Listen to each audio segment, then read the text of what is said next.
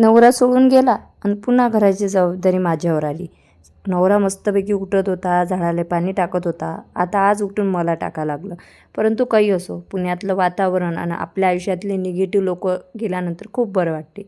आज स्वरासाठी पालकाचे पराठे केले. मिक्सरमधून बारीक केला. बेसन, कणिक, धनिया पावडर, जिरा पावडर, हळद, तिखट, मीठ टाकलं आणि गोळा भिजवून घेतला आणि मस्तपैकी पराठे तयार झालेले आहे. पाणी गरम केलं, दूध गरम केलं आणि स्वराजला उठवलं. त्याच्यानंतर त्याची शाळेची तयारी करून दिली आणि त्याची बस घरापर्यंत येते त्याला शाळेत म्हणजे बसमध्ये बसून दिलं.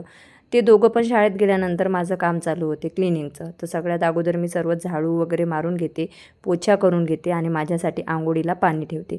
सर्व घर माझं क्लीन दिसत आहे आणि क्लीन झाल्यानंतर किती भारी वाटते ना.